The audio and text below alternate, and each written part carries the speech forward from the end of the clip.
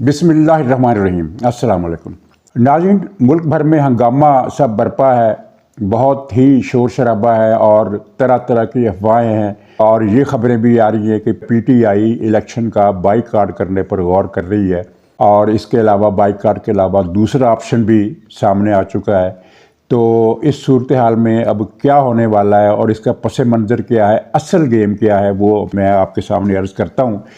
पहले ये देखिए कि एक तरफ तो पीटीआई के उम्मीदवारों के कागजात नामजदगी मुस्तरद किए गए हैं खासी बड़ी तादाद में,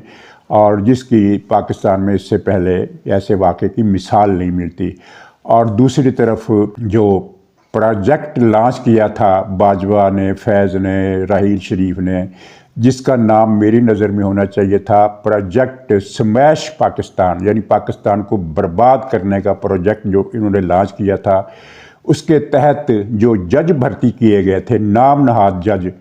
उनकी तरफ से पीटीआई की सहूलतकारी का अमल भी तेज़ हो गया और खिलाफ आइन और खिलाफ कानून फैसले दिए जा रहे हैं। दूसरी तरफ ये कशाकश है कि उनके उम्मीदवारों के कागजात नामजदगी मुस्तरद किए जा रहे हैं। तो इसका पस मंज़र समझने के लिए, बल्कि असल टारगेट जो पीटीआई का है वो समझने के लिए आप इस बात पर गौर करें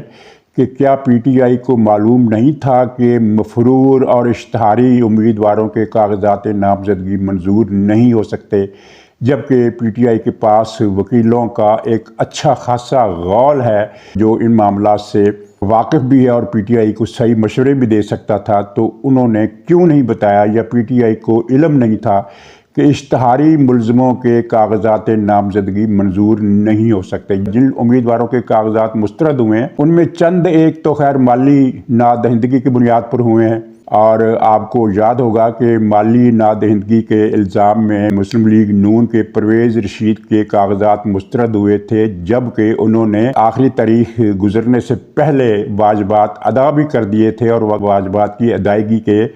कागजात भी साथ लगा दिए थे, लेकिन उसका फ़ैसला नहीं माना गया और ये बताया गया कि चूँकि आपने फ़लाँ तारीख तक ये आपने पैसे जमा नहीं कराए थे, इसलिए कागजात मंजूर नहीं हो सकते। तो पीटीआई के बहुत सारे उम्मीदवार, कुछ उम्मीदवार तो इस बुनियाद पर उनके कागजात मुस्तरद हुए हैं कि वो किसी न किसी महकमे के नादहिंदा थे, और ज़्यादातर के जो मुस्तरद हुए हैं वो 9 मई के वाक़यात और उनमें मुलव्वस होने और उनकी बुनियाद पर इश्तहारी होने की वजह से मुस्तरद किए गए। तो ये सवाल बड़ा अहम है और इस सवाल के जवाब आप भी जानते हैं। मेरा ख्याल है कि पीटीआई ने फिर भी बड़ी तादाद में इन लोगों के कागजात क्यों जमा कराए। दरअसल यही स्कीम थी कि उन्हें पता था कि ये कागजात मुस्तरद हो जाएंगे। हाँ, कागजात मुस्तरद होने की एक और वजह भी बड़ी दिलचस्प है। कुछ उम्मीदवारों के कागजात इसलिए मुस्तरद हुए कि उनके तायीद कुनंदा जो थे या तजवीज़ कुनंदा वो दूसरे हलके से ताल्लुक़ रखते थे। आपका क्या ख्याल है, पीटीआई को पता नहीं था कि ये दूसरे हलकों से जो तायीद कुनंदा और तजवीज़ कुनंदा आएंगे वो मंजूर नहीं होंगे, नामंजूर हो जाएंगे? पीटीआई को अच्छी तरह पता था। ये जानबूझकर किया गया ताकि इलेक्शन के बाइकआउट की या इलेक्शन को मुतनाज़ा बनाने की स्कीम को कामयाबी से रूबा अमल लाया जा सके, और यही टारगेट था जिसकी तरफ मैंने बार बार इशारा किया। अब उस तरफ मामलात बढ़ रहे हैं, लेकिन बहरहाल बाइकआउट पीटीआई का वाहिद ऑप्शन नहीं है, इसको मुतनाज़ा बनाना असल ऑप्शन है और उसको वो ज़रूर इख्तियार करेंगे। लेकिन उसका नतीजा क्या होगा वो भी मैं अर्ज़ करता हूँ। तो उनको मशवरे दिए जा रहे हैं कि अब बाइकआउट करके इसी मरहले पर इंतखाबात को मुतनाज़ा बना दिया जाए। ज़ाहिर है एक पार्टी जिसका ये दावा है कि वो अक्सरियत की नुमाइंदगी करती है और पाकिस्तान में बहुत सारे लोग इस दावे को मानते भी हैं, तो वो जब इस तरह का बाइकआउट करेगी तो एक शोर तो मचेगा। लेकिन हकीकत क्या है, हकीकत कुछ और है, और वो पीटीआई के लोग अच्छी तरह जानते हैं। जो पीटीआई की सहूलतकारी कर रहे हैं वो भी अच्छी तरह जानते हैं, और जो पीटीआई के हामी मीडिया पर बैठे हुए अनासर हैं वो भी जानते हैं कि पीटीआई अगर शफाफ इलेक्शन हो जाए तब भी इंतखाबात बुरी तरह हारेगी। शफाफ इंतखाबात से मुराद ये है कि जिस तरह का शफाफ ये चाहते हैं कि उसके इश्तहारियों को भी मंजूर कर लिया जाए और दूसरे मामलात भी उसकी मर्ज़ी के मुताबिक हो जाए, तब भी पीटीआई इलेक्शन हारेगी और मौजूदा सूरत हाल में भी हारेगी। और मैं आपको नक्शा बता देता हूँ जो पीटीआई वालों के पास है, पीटीआई के सरपरस्तों के पास भी है और मीडिया में बैठी हुई इनकी फ़ौज ज़फ़र महौज के पास भी है। وہ یہ ہے، صوبہ وائز میں بتا دیتا ہوں کہ جو بھی انتخابی نتائج آئیں گے ان کے مطابق پیپلز پارٹی سندھ میں اکثریتی پارٹی بن کر ابھرے گی، اور اگرچہ جی ڈی اے کے ساتھ مسلم لیگ نون کا اگر اتحاد توڑ چڑھ جاتا ہے، کیونکہ ابھی تک پکی بات نہیں ہوئی ہے، مسلم لیگ نون سندھ میں جو سیٹیں مانگ رہی ہے جی ڈی اے سے، ان میں سے 1-2 سیٹیں ایسی ہیں جہاں جی ڈی اے کی امیدوار بھاری اکثریت سے جیتا کرتے ہیں، تو وہ تو شاید نہ دے، لیکن اگر یہ اتحاد ہو جاتا ہے تو مسلم لیگ کو بھی 1 یا 2 سیٹیں سندھ سے ملنے، کراچی سمیت سندھ سے ملنے کی امید ہے، اور یہ کوئی بہت بڑی تعداد نہیں ہے اگر 2 امیدوار مسلم لیگ نون کے کامیاب ہو جاتے ہیں۔ لیکن موجودہ صورتحال میں جب کہ یہ نظر آ رہا ہے کہ مسلم لیگ نون سادہ اکثریت حاصل نہیں کر سکے گی، تو ایسے میں 2 سیٹیں بھی بہت اہم ہو جاتی ہیں۔ پیپلز پارٹی سندھ میں حکومت بنائے گی۔ بلوچستان میں امکان یہ ہے کہ مسلم لیگ نون کی زیر قیادت حکومت بنے گی، یعنی مخلوط حکومت ہوگی، ڈرائیونگ سیٹ مسلم لیگ نون کے پاس ہوگی۔ پنجاب میں مسلم لیگ نون بلا شرکت غیر حکومت بنائے گی، اور پختونخوا میں جہاں سب سے زیادہ شور ہے اور جہاں پی ٹی آئی واقعتاً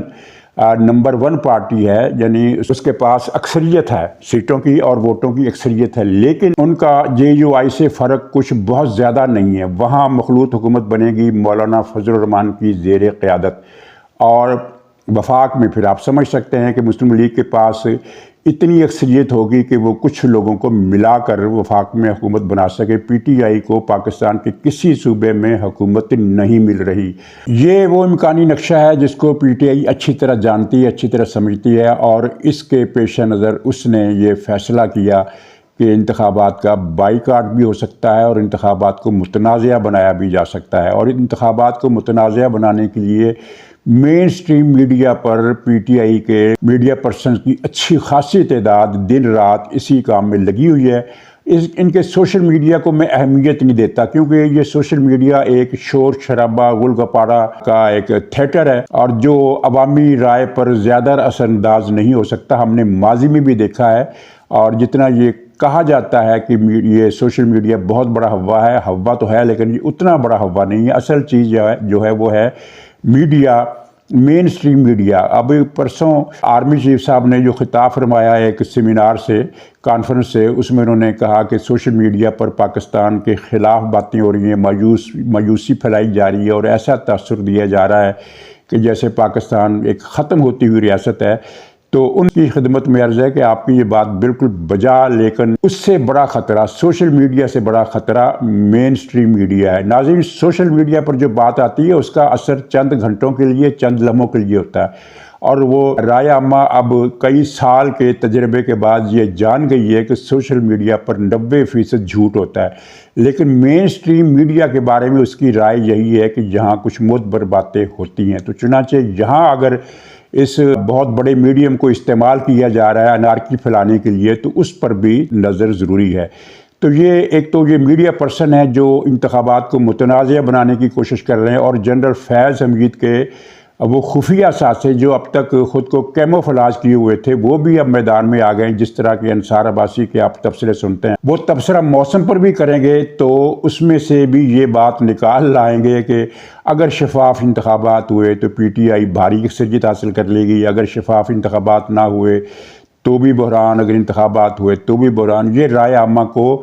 متاثر کرنے کا زیادہ مؤثر ہتھ کنڈا ہے۔ ایک طرف یہ لوگ ہیں، اسی طرح دوسری طرف سہیل سرور بڑائے جیسے لوگ جو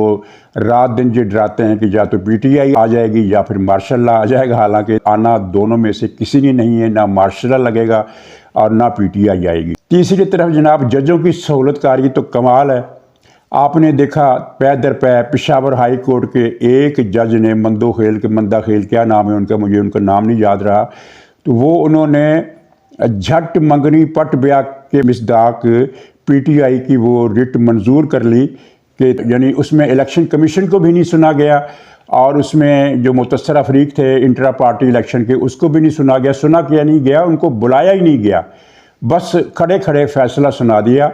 اور جب کہ وہ ایک سنگل بینچ تھا، اور وہ پورے پاکستان میں آرڈر دے رہا ہے کہ پی ٹی آئی کو بلے کا نشان واپس دیا جائے۔ اب الیکشن کمیشن نے اس کے خلاف خیر نظر ثانی یا اس کو چیلنج کر دیا ہے، تو دیکھتے ہیں وہ کیا فیصلہ دیتا ہے۔ لیکن اسلام آباد ہائی کورٹ بھی کسی سے پیچھے نہیں ہے۔ وہاں آپ نے دیکھا کہ سائفر کیس کی سماعت ہی ملتوی کر دی اور اس پر اسٹے آرڈر دے دیا۔ یہ دنیا میں کبھی ہوا ہی نہیں ہے کہ کسی مقدمے کو عدالت جو ہے وہ اس طرح روک دے، اور اس کی حوصلہ افزائی ظاہر ہے جسٹس عطر من اللہ صاحب نے دی، جنہوں نے عمران خان کو معصوم قرار دیا۔ کمال ہے، یعنی ایک آدمی جس کی کرپشن کے قصے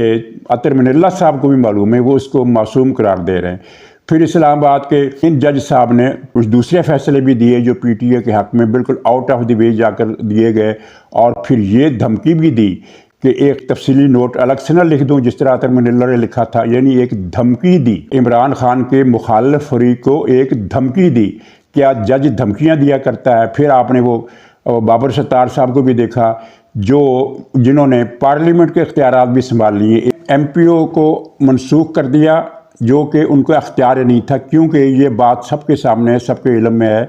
کہ قانون سازی اور قانون کی تشریح کا اختیار سپریم کورٹ کو ہوتا ہے، ہائی کورٹس کو نہیں ہوتا۔ نہ صرف یہ کہ انہوں نے یہ قانون ہی منسوخ کر دیا، بلکہ پارلیمنٹ کو ڈکٹیشن دی کہ آپ یہ فیصلہ کریں اتنی مدت کے اندر کہ اس کا اختیار جو ہے وہ کمشنر کو نہیں ہے بلکہ پارلیمنٹ کو ہے، یہ وفاقی حکومت کو ہے، یعنی قانون سازی کا آرڈر بھی دے رہے ہیں، اور پھر اس فیصلے کو مؤثر و ماضی بھی قرار دے رہے ہیں، یعنی حکومت، سپریم کورٹ، سب کے اختیارات انہوں نے سنبھال لیے۔ اور یہ وہ جج ہیں جن کا ڈاکٹرائن مشہور ہے، وہ ڈاکٹرائن یہ ہے کہ اگر کوئی دہشت گرد ہے تو اس کو گرفتار کرنا جرم ہے، دہشت گردی کوئی جرم نہیں ہے، اور اگر کوئی باپ بیٹا ٹکٹیں بیچنے کا کبھی اور مکروہ کام کرتے ہوئے پکڑے جائیں تو وہ کبھی کام جو ہے وہ جرم نہیں ہے، بلکہ جرم اس کو پکڑنا ہے، جو اس کا سراغ لگایا ہے کرائم کا سراغ لگانے والا کرمنل ہے، کرائم کرنے والا کرمنل نہیں ہے۔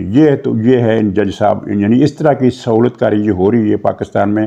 وہ اس سے پہلے کبھی سنی گئی نہ دیکھی گئی، اور مطلب صرف یہی ہے کہ پی ٹی آئی کو ایک طرف سے سہولتیں دی جائیں، حکومت کے رستے میں، ریاست کے رستے میں رکاوٹیں کھڑی کی جائیں، اور تاکہ الیکشن کو زیادہ سے زیادہ متنازع بنایا جا سکے۔ ناظرین، اب پی ٹی آئی کا ایک تو بائیکاٹ کا جو میں نے آپشن جو ہے خدمت میں پیش کر دیا، دوسرا ان کا جو اصل جو ایجنڈا ہے جو ابھی سامنے آنا ہے وہ ہے کہ الیکشن کو مسلسل متنازع بناتے جاؤ، اور الیکشن ڈے پر، پولنگ ڈے پر ایک دم سے ہجوم کو نکالو، اور جو بائیکاٹ نامنظور دھاندلی ہو رہی ہے، اور ٹی وی پر بیٹھے ہوئے لوگ بھی شور و غوغا مچائیں گے، سوشل میڈیا بھی، اور پھر غیر ملکی نمائندوں کے ساتھ بھی ان کی جو بات چیت جاری ہے کہ ہم آپ کو مواد دیں گے دھاندلی کا، ابھی سے دھاندلی کا مواد دیں گے، تو ظاہر ہے وہ بھی کچھ نہ کچھ تبصرے جاری کریں گے کہ پاکستان میں ایک کنٹروورشل قسم کے انتخابات ہوئے ہیں، اس لیے ان کو تسلیم نہ کیا جائے۔ اس میں اس منصوبے کی کامیابی کا سب سے بڑا جو انحصار ہے وہ اس بات پر ہوگا کہ یہ پولنگ ڈے پر کتنے لوگ نکالیں گے۔ ان کا جو دھمکیاں آ رہی ہیں، یہ ان کے اندر سے اطلاعات آ رہی ہیں، وہ یہ ہے کہ ہزار افراد اس روز سڑکوں پر آ کر موٹر سائیکلوں پر گشت کریں گے، پیدل گشت کریں گے، نعرے لگائیں گے۔ تو کیا ایسا ہوگا؟ میرا خیال نہیں ہے، بلکہ میرا یقین ہے کہ ایسا نہیں ہو سکتا، ایسا نہیں ہوگا، یہ ایسا نہیں کر سکیں گے، اس لیے کہ پی ٹی آئی وہ جماعت ہے جس کے پاس اسٹریٹ فورس ایجیٹیشن کے لیے دستیاب نہیں ہے۔ یہ ہلا گلا کر سکتے ہیں کسی ایک مقام پر، پورے صوبے سے لوگ اکٹھے کر کے عورتوں کو اکٹھا کر لیں گے، جو ناچنے والی گانے والی عورتیں ان کو اکٹھا کر سکتے ہیں، اور ہر طرح کا ہجوم اکٹھا کر سکتے ہیں ایک شہر میں، لیکن اگر آپ یہ کہیں کہ یہ ایجیٹیشن کریں گے تو ایسا ممکن نہیں ہے۔ مجھے نظر نہیں آتا کہ یہ لوگ باہر نکال سکیں۔ 1.5 سال کے دوران آپ نے ان کی اسٹریٹ فورس کا اندازہ لگا لیا ہے، اور 9 مئی کا جو واقعہ ہے اس کو اس میں سے ہم استثناء دیتے ہیں، اس لیے کہ 9 مئی کا واقعہ جو تھا وہ اس کے لیے جتھے پہلے سے ترتیب دے دیے گئے تھے، اور کسی بھی شہر میں ہزاروں کا مجمع نہیں تھا سوائے پشاور کے، جہاں 2-3 یا اس کے آس پاس کے لوگ ہزاروں میں تھے، باقی ہر جگہ یہ مصدقہ اطلاعات ہیں۔ آپ پولیس کے ریگارڈ سے دیکھ سکتے ہیں، آپ ویڈیو نکال کر دیکھ سکتے ہیں، چلیے پولیس کو آپ نہیں مانتے، ویڈیو کو دیکھ لیں، ہر جگہ کی ویڈیو اب اس وقت نیٹ پر موجود ہے۔ 9 مئی آپ لکھیں تو آپ کو یوٹیوب پر وہ سارے جلوس جلسے جتنے بھی اس روز کے مظاہرے تھے آپ کو مل جائیں گے۔ آپ خود دیکھ سکتے ہیں کہ کسی بھی جگہ پر سوائے پشاور کے مظاہرین کی تعداد سینکڑوں سے زیادہ نہیں تھی، اور یہ سینکڑوں بھی کس طرح آئے تھے، ان کو بتا دیا گیا تھا کچھ روز پہلے ہی کہ آپ نے فلاں مقام پر جمع ہونا ہے اور کوئی آپ کے راستے میں رکاوٹ نہیں آئے گی، اور اس کے بعد پھر آپ شام تک انقلاب آ جائے گا، حافظ عاصم منیر کا تختہ الٹ دیا جائے گا۔ یہ باتیں سب کو بتائی گئی تھی اور یہ چیزیں سامنے آ چکی ہیں۔ تو جب یہ تسلی ہو جتھے کو کہ کوئی راستے میں نہیں آئے گا تو وہ جتھا نکلتا ہے، لیکن یہ جتھے تھے، عوامی ہجوم نہیں تھے۔ عوامی ہجوم اس طرح کے نہیں ہوتے، وہ کئی ہزاروں میں ہوتے ہیں، یعنی چاہے 400 ایک جگہ ہوں، 400 دوسرے بازار میں ہو، یعنی لاہور شہر میں اگر 10 مقامات پر 600 700 کے ہجوم ہو تو وہ مل جل کر 7-8 ہزار بن جاتے ہیں۔ اور ماضی کی تحریکوں میں ہم نے دیکھا کہ لاہور کی سڑکوں پر ایک دن میں 25-25 ہزار لوگ موجود رہے ہیں، چاہے 5,000 فیروز پور روڈ پر، 4,000 ملتان روڈ پر، 6,000 مال روڈ پر، 3,000 مکلوڈ روڈ پر، اس طرح کر کے ہم نے دیکھے ہیں۔ اور خاص طور پر 77 کی تحریک میں تو 50-50 ہزار کے ہجوم لاہور اور کراچی کی سڑکوں پر دیکھے گئے ہیں۔ تو یہ پارٹی تو پوری تیاری کے ساتھ اور اس یقین دہانی کے ساتھ کہ شام تک عمران خان وزیر اعظم بن چکا ہوگا، فوج میں تبدیلی آ چکی ہوگی اور رستے میں آپ کو پولیس نہیں روکے گی، ان یقین دہانیوں کے باوجود 500 سے زیادہ لوگ اکٹھے نہیں کر سکی، تو یہ پولنگ ڈے پر ہزاروں لوگ کیسے اکٹھے کرے گی؟ یہ نہیں کر سکتی۔ یہ پولنگ ڈے سے پہلے بھی جلوس نہیں نکال سکتی، پولنگ ڈے کے بعد بھی جلوس نہیں نکال سکتے، یہ آپ تسلی رکھیے۔ اور یہ جو اس وقت ایک بحران کی سی شکل دکھائی جا رہی ہے، یہ ایک مصنوعی ہے، جس کو ہم کہہ سکتے ہیں کہ میڈیا کے اندر بیٹھے ہوئے لوگ اس کو بڑھاوا دے رہے ہیں اور بڑھا چڑھا کر بات پیش کر رہے ہیں۔ بالکل وہی صورتحال ہے کہ دھرنے میں 5,000 لوگ تھے، لیکن فیض کا آرڈر تھا، جنرل فیض کا اور غفورے کا، اور وہ کیا تھا، وہ جو بھاگ گیا ہے سی پیک کا ڈکیت، دوسرا عاصم باجوہ، ان کا آرڈر تھا کہ آپ نے اس دھرنے کو 10 لاکھ کا دکھانا ہے، اور ٹی وی والے 10 لاکھ کی فگر دیتے رہے ہیں کہ عمران خان لاکھوں افراد کے ہجوم سے خطاب کر رہے ہیں۔ ہجوم وہ نہیں دکھاتے تھے کیونکہ وہاں تو سامنے 5,000 بھی نہیں تھے، یہاں تک کہ دھرنا اجڑ گیا اور ایک دن عمران خان نے خالی کرسیوں سے خطاب فرمایا، تو پھر لوگوں کو پتہ چلا کہ یہ ہو کیا رہا ہے، پاکستان کے عوام کے ساتھ میڈیا کیا کر رہا ہے۔ تو اس وقت 100% کنٹرولڈ میڈیا تھا۔ اب وہ کنٹرولڈ میڈیا اس طرح تو نہیں ہے، لیکن وہ آپریشن پروجیکٹ سمیش پاکستان کے تحت جو شو پرسن میڈیا پر مسلط کیے گئے اور جو جج مسلط کیے گئے، وہ اس بحران کو ایک مصنوعی بحران کو حقیقی بحران دکھانے کی کوشش کر رہے ہیں۔ اور لیکن ناظرین، آپ نے پچھلا 1.5 سال کا دیکھا، ٹی وی اور میڈیا کو اگر آپ ایک طرف رکھیں تو یہ 1.5 سال پاکستان میں سیاسی استحکام کے مہینے تھے، اور اسی دوران ہم نے معیشت کو پٹڑی پر دوبارہ چڑھتے ہوئے دیکھا۔ اب اس کا کریڈٹ چاہے آپ جنرل عاصم منیر صاحب کو دیں، چاہے اس بات کو دے کہ عمران خان کی حکومت سے نجات ملی تو یہ پاکستان کو معاشی ثمرات ملے، کسی کو بھی دیں، لیکن حقیقت یہ ہے کہ یہ 1.5 سال سیاسی طور پر مستحکم دور تھا۔ اور سیاسی عدم استحکام یہ ہوتا ہے کہ ہڑتالیں ہو رہی ہوں، جلوس نکل رہے ہو، لاٹھی چارج ہو رہا ہو، توڑ پھوڑ ہو رہی ہو، مختلف جو سیگمنٹس ہیں سوسائٹی کے وہ بے چین ہوں، مضطرب ہوں، اپنے اپنے احاطے میں احتجاج کر رہے ہوں۔ ایسا کچھ پاکستان میں 0% نہیں ہے۔ جو کچھ ہے وہ صرف میڈیا پر ہے اور عدالتوں میں ہے۔ تو یہ بحران بھی اب اس طرح ٹلتا ہوا نظر آتا ہے، لیکن پی ٹی آئی کا جو ایجنڈا ہے مجھے کامیاب ہوتا ہوا نظر نہیں آتا۔ الیکشن کے بعد ان کے ساتھ جو ہونے والا ہے اس کو دیکھ کر یہ اب تک جو کچھ ان کے ساتھ ہوا ہے وہ یہ بھول جائیں گے۔ یہ میں آپ کو خبر دے رہا ہوں اور یہ آپ 8 فروری کے بعد دیکھیں گے۔ تو ناظرین، اجازت دیجیے، انشاءاللہ اگلے پروگرام میں پھر ملاقات ہوگی، تب تک کے لیے خدا حافظ۔